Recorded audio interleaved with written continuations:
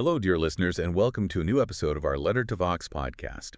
Today we're tackling a work that isn't just a book. It's more like an intellectual earthquake. We're doing a deep dive into Alasdair MacIntyre's seminal 1981 work, After Virtue. And this is not light reading, but it is absolutely essential.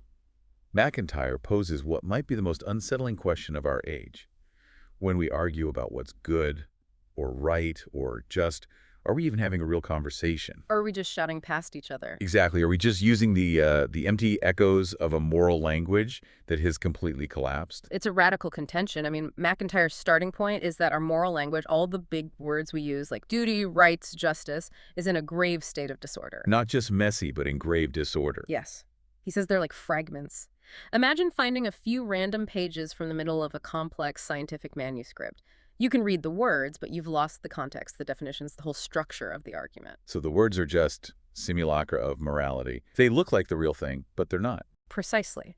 And our mission in this deep dive is to trace the history of that catastrophe, to figure out what shattered our moral framework, and then to look at what MacIntyre proposes as the only way back. That structure is really the core of the book's power, isn't it? Yeah. It's not just philosophy. It connects to history, to sociology. It's a three-part argument. It is. First, the diagnosis. The immediate, almost painful chaos of moral argument that you see every single day. Right. Second, he does this deep historical autopsy on the Enlightenment project. He pinpoints the exact moment the crisis began. And then finally, the solution, or at least a proposed solution. A radical alternative, yeah. An appeal to go back to the tradition of the virtues, rooted in Aristotle. And he sees this as an urgent necessity for, as he puts it, sustaining civility and moral community. He genuinely fears we're sliding into a new dark age. Before we jump into that whole intellectual journey, maybe we should say a little about the man himself, who is Alasdair MacIntyre. Well, he was born in 1929, so he's had an incredibly long and dynamic career. And what makes After Virtue so potent is that his own intellectual starting point was completely different from where he ended up. That's the fascinating part, the pivot. He starts out deeply engaged in political theory, right? He published a book called Marxism, an interpretation way back in 1953. A thorough grounding in critical theory and social analysis. He followed that up with things like A Short History of Ethics in '66. So he knew the history inside and out, but then the shift is just dramatic. He moves completely away from that Marxist critique. Decisively, he moves toward the Aristotelian tradition and eventually embraces a view that's often described as Thomistic. Meaning he saw Thomas Aquinas as the most important interpreter of Aristotle. That's right. It reflects this ongoing search for a coherent foundation for morality, something he clearly felt modern thought just couldn't provide, and he kept building on it. In his later works, you mean? Like whose justice? Which rationality? Exactly. In that book from 1988, he dives even deeper into how different traditions of thought have their own internal rationality. And then later, in Dependent Rational Animals, he grounds the virtues not just in philosophy, but in our shared biological reality. Our vulnerability, our need for community. Our need for care. He sees it all as one continuous project. He's not claiming to have the final truth. He says he's offering the best theory so far. And the best theory is the one that can best explain the failures of its rivals. Right. The Aristotelian Thomistic tradition, he argues, can explain why Kant and Hume failed.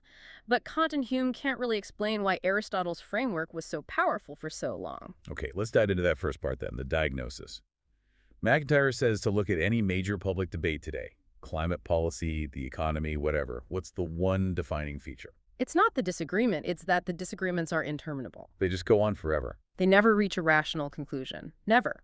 They just end in a stalemate, with both sides digging their heels into their own assumptions, totally unable to give a reason that would actually compel the other side to agree. And he has a very specific term for this, which is the key to the whole thing. Conceptual incommensurability. Yes. Okay, that's a mouthful. What does it actually mean for premises to be incommensurable? It means they're using different moral languages, different scales of value. They're not just disagreeing on the answer, they're disagreeing on what even counts as a valid way to approach the question. There's no common metric. Give us a concrete example of that kind of clash. Okay, think about a classic political debate, say, between liberty and equality. One person argues from a position of individual rights. Justice, for them, means protecting what you've earned. That's a concept with roots in, say, Locke or, more recently, Nozick. Right. My property, my rights. Exactly. The other person argues from a position of universal needs. For them, justice requires the state to correct systemic inequalities. That's a position with, Kantian or Rawlsian roots. And those two concepts, individual rights versus universal needs, they just can't be weighed against each other. There's no common scale. Our culture doesn't have an accepted rational formula that says when rights conflict with needs, rights win by a factor of 1.5. It just doesn't exist. So what happens when the argument gets back to those foundational rival premises? Argument stops. It dissolves into pure assertion and counter-assertion. Yeah. You're not making a reasoned point anymore. You're just shouting your first principle across a canyon. And this, he says, is what leads to that slightly shrill tone in modern debates. Yes, that defensiveness. Because it creates an internal problem, too. If my best arguments can't convince a rational opponent, then how can I be sure they're even rational for me? It starts to feel arbitrary. It starts to feel like a non-rational decision, like I just chose this position. Even if I wrap it up in objective-sounding language, deep down, it feels like a personal preference. Which brings us directly to his critique of emotivism. Now, emotivism, the philosophical theory, basically says that moral statements are just expressions of feeling. Stealing is wrong just means, ooh, stealing. Right, I don't like stealing, and I want you to not like it either. It's about personal feelings and manipulation. But here's where MacIntyre makes a crucial distinction. He says emotivism fails as a theory of meaning. It does, because when you say that's unjust, you really do mean to appeal to an objective standard, something outside of your own feelings. That's why moral language has so much power. And this is the devastating part. He says it's a very convincing theory of use. How can it fail as meaning but succeed as use? Because our moral language is seriously misleading. The speaker intends to appeal to an impersonal, objective standard. But because the rational basis for that standard has been shattered, the actual social effect of what they're saying is nothing more than expressing a personal preference. So the meaning and the use have come apart. Radically. The intention is objective, but the function is purely subjective and manipulative. When you say, this policy is wrong, you mean to appeal to a universal truth. But what the other person actually hears in our fragmented culture is just, I don't like this policy, and I'm trying to get you to dislike it too. And if that's true, we're living in a society where objective standards are constantly invoked but can never be rationally justified. We're concealing our own will and preferences behind the prestigious costume of moral language. And this is the crisis. So the next logical question is, how did this happen? What was the catastrophe that broke everything? Right, what shattered the glass. To understand that, you have to go back and look at the structure that existed before the Enlightenment, the classical pre-modern moral scheme. Whether you're looking at Aristotle or later Christian thinkers who used him, the framework was fundamentally teleological. It was all about the telos, the purpose. The purpose or the end goal. And this gave it a very clear three-part structure that made moral reasoning coherent. Okay, let's break down those three parts. What's the first one? Part one is man as he happens to be. This is just raw, untutored human nature. Yeah. Flawed, full of conflicting desires, the starting point. And part two? Part two is man as he could be. This is the telos, the essential end or purpose of a human life. For Aristotle, this was eudaimonia, a kind of rational flourishing or human excellence. So you have the starting point and the destination. What's the third part? The third part is the moral precepts, the virtues. These were the set of instructions, the roadmap, designed to get you from state one to state two. So in that older view, ethics wasn't just a set of arbitrary rules. It was the science of how to achieve your full potential. Exactly. The virtues, courage, honesty, justice were prescriptive. They were designed to correct the flawed tendencies of man as he happens to be, to educate our nature so it could reach its proper end. And the catastrophe then was the complete removal of the second part, the telos. The fatal disjunction. The scientific revolution rejected Aristotelian teleology in the natural world, and philosophical secularism got rid of any theological basis for human purpose. So, boom. State two, the destination, is just wiped off the map. But they didn't throw everything out. They kept the moral rules. They inherited the moral furniture, all these precepts, don't lie, keep your promises, be just. But now they were totally disconnected from the rational purpose that made sense of them. And crucially, these were the very rules that untutored human nature has a strong tendency to disobey. Oh, wow. So the whole Enlightenment project was doomed from the start.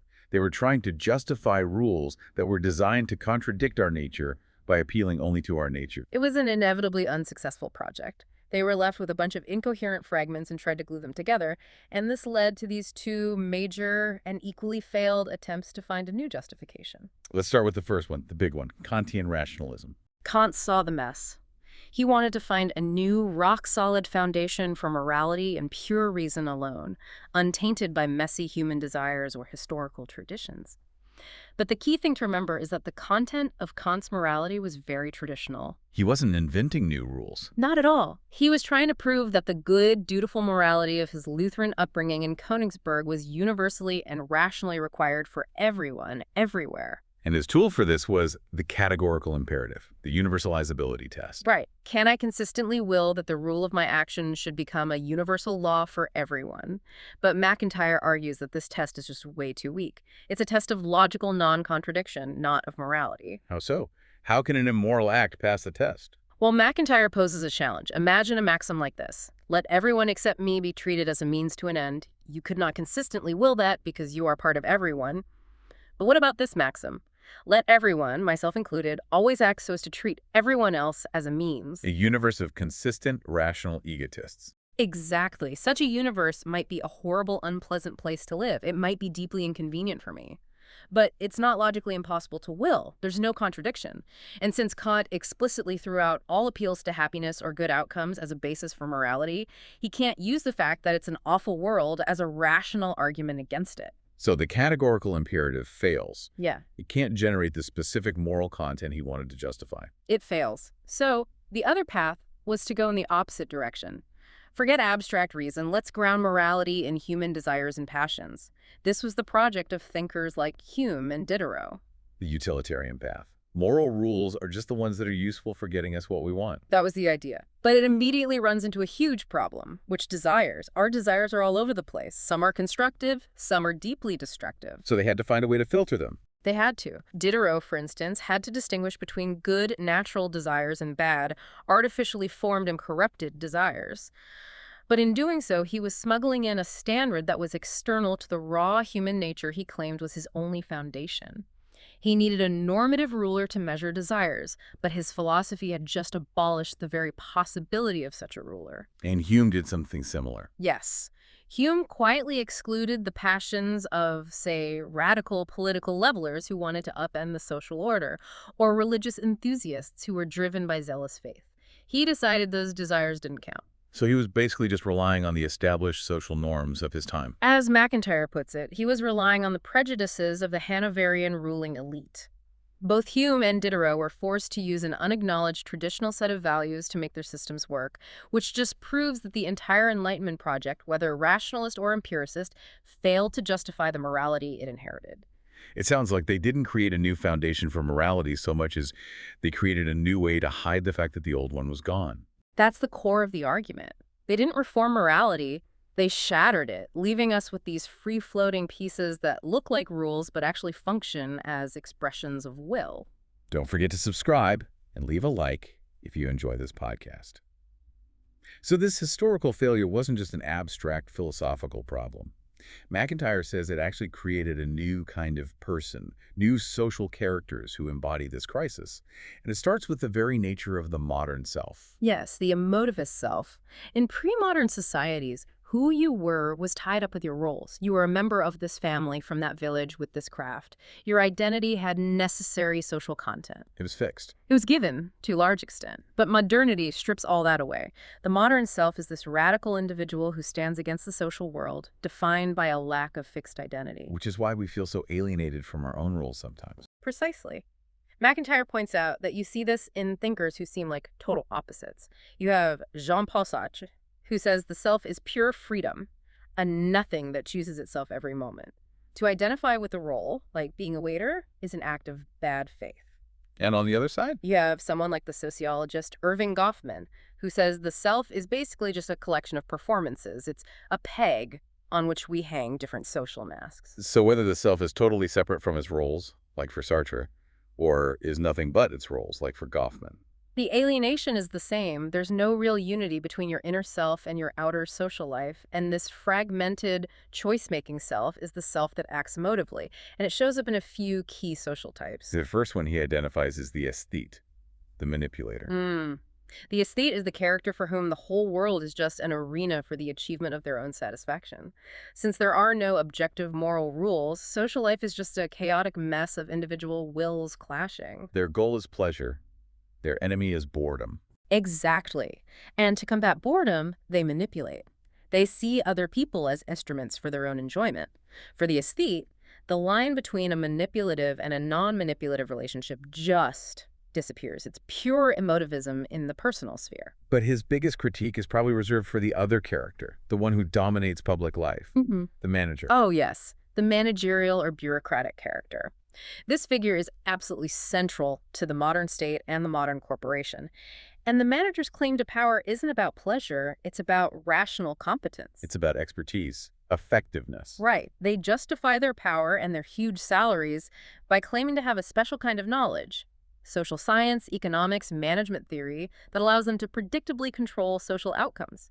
They claim they can rationally organize means to achieve given ends. So they're promising rational control in a world that MacIntyre just finished proving is fundamentally irrational. And that's why he calls it one more moral fiction.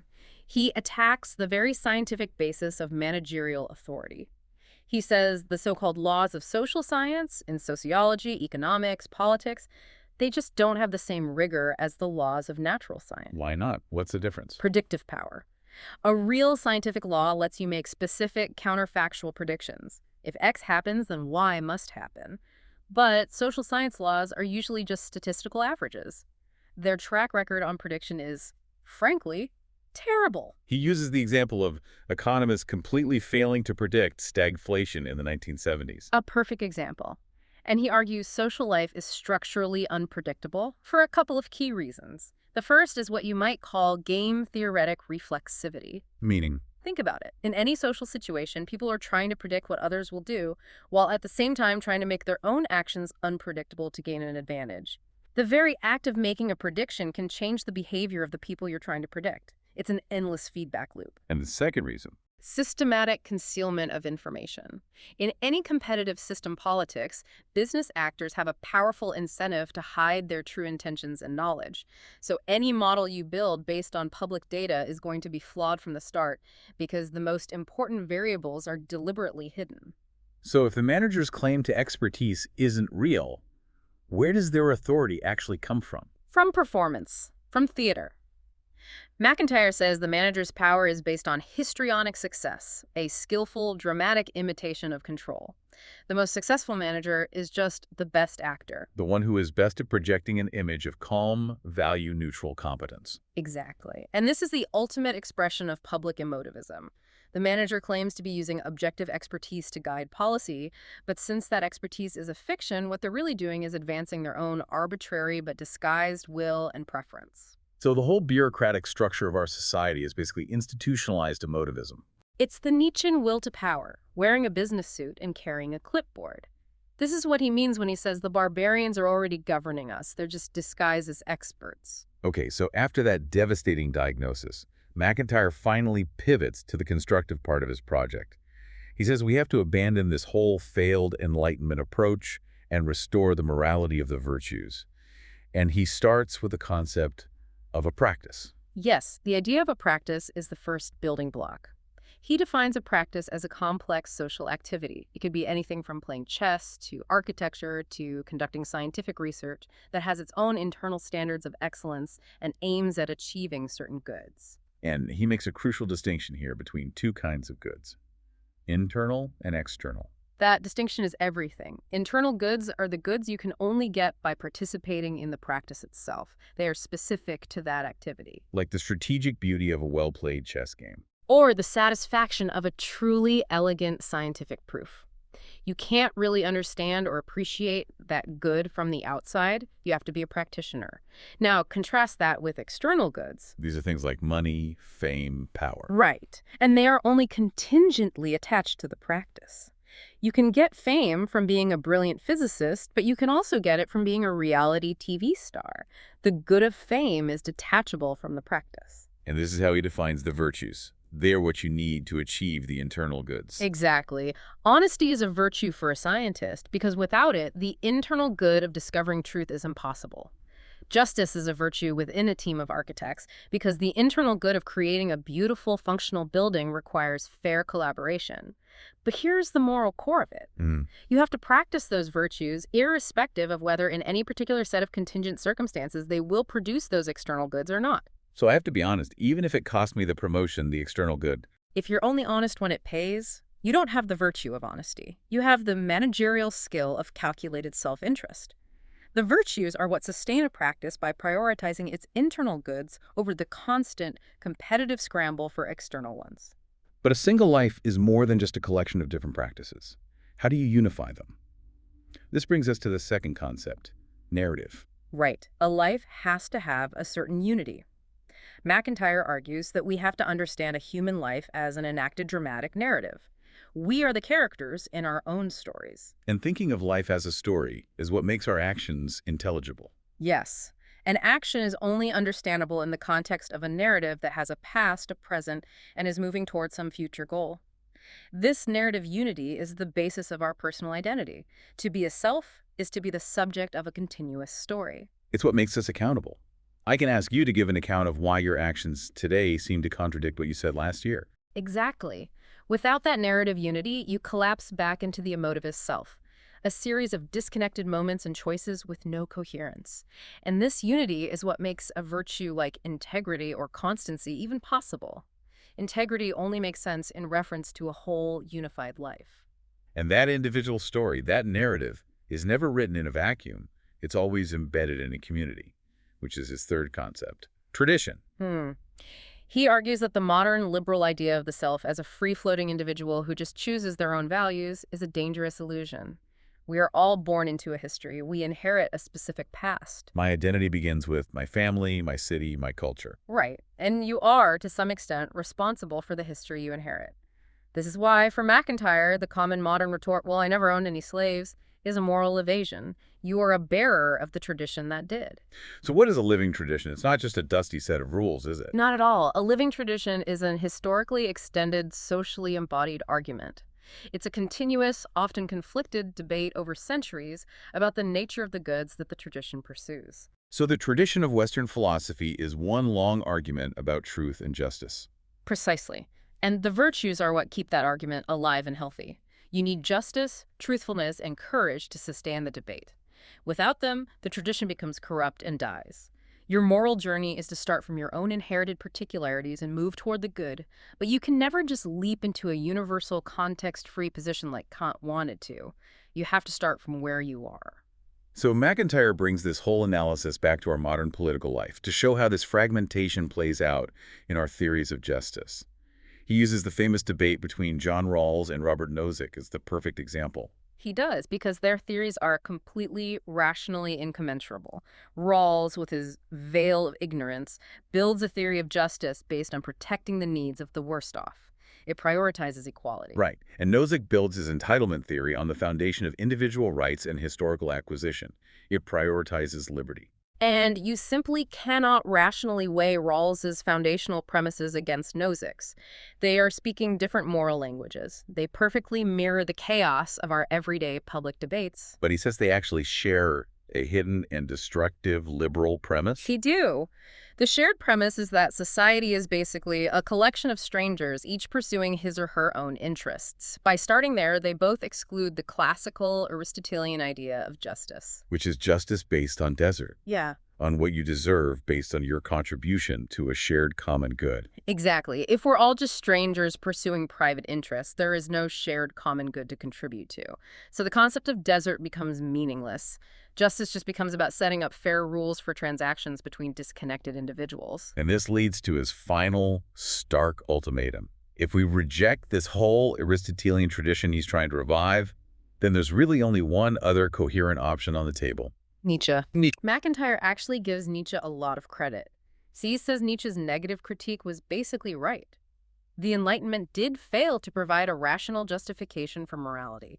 So if there's no telos, no objective good, then Nietzsche's terrifying conclusion becomes terribly plausible. The conclusion that all moral claims are just disguised expressions of the will to power. Just veiled attempts to dominate, to impose your own arbitrary will on others. And he says this isn't just a theory, It's the reality of our culture. It's embodied by the manager. Yes. The manager who claims objective expertise while actually pushing their own preferences is performing a perfectly Nietzschean act. They are exercising the will to power under the guise of reason. So for MacIntyre, resurrecting the Aristotelian tradition isn't just an academic exercise. It's a rescue mission. It's the only way to avoid a society ruled by brute force disguised as expertise. That's his conclusion. The liberal individualist viewpoint is rationally indefensible. We have to go back to the only coherent structure we've ever had, the tradition of the virtues. Which brings us to that famous, haunting, final image of the book. The parallel he draws with the Dark Ages. It's an incredibly powerful image. He says that as the Roman Empire was collapsing, the wisest people, like Saint Benedict, stopped trying to shore up the failing imperial system. They retreated. They went off to found local communities, monasteries, where they could preserve the intellectual and moral life while the broader civilization fell apart around them. And MacIntyre says we must do the same. We have to stop trying to prop up the liberal individualist imperium. So the urgent task isn't some grand political revolution. No, it's the construction of local forms of community within which civility and the intellectual and moral life can be sustained. It's about building small moral enclaves where the virtues can actually be practiced to wait out the storm. And then he ends with that chilling, unforgettable line. This time, however, the barbarians are not waiting beyond the frontiers. They've already been governing us for quite some time. And it is our lack of consciousness of this that constitutes part of our predicament. We are waiting not for a Godot, but for another, doubtless very different Saint Benedict. The barbarians are already in charge, the managers, the aesthetes. The crisis is internal. It's inside the gates. The very systems we rely on for order are the source of the disorder. And what we're waiting for isn't a politician or a new ideology. It's a new model for how to live a coherent moral life. A new Saint Benedict. That was an intense but absolutely essential deep dive into Alasdair MacIntyre's After Virtue. Let's try to boil it down to the key takeaways you should carry with you. Okay. First, the crisis. Modern morality is in chaos. Why? Because the Enlightenment got rid of the telos, our shared human purpose. That left us with a bunch of fragmented, contradictory moral concepts and debates that can never be resolved. Second, the symptoms. This chaos produces the emotivist self, and its public face is the manager. The manager uses the fiction of objective scientific expertise to justify what are really just arbitrary personal preferences. It's power based on performance, not reason. Third, the solution. The only way back for MacIntyre is to restore the tradition of the virtues. And you do that by rebuilding the connections between three key concepts. Practice, with its focus on internal goods, narrative unity, which gives a life coherence and identity, and tradition, the ongoing historical argument about what is good. And finally, the action. The path forward isn't grand political action. That's just more will to power. It is local community building, creating small pockets of civility and virtue and waiting for a new model of moral life, a new Saint Benedict, to emerge from the ruins. And I think the real challenge he leaves for you, the listener, is a very personal one. If you buy his argument that our public life is dominated by these expert performances masking arbitrary will, then how do you start to live differently? How do you begin to genuinely practice the virtues in your own life, your own work, your own communities? How do you choose the difficult internal goods of a practice over the easy, shiny external goods of money and fame? Exactly. The real work, he suggests, begins on the margins. It begins with you. Powerful questions. We can't recommend enough that you explore Alasdair MacIntyre's works for yourself, starting with After Virtue. It will change the way you see the world. Thank you for joining us for this deep dive.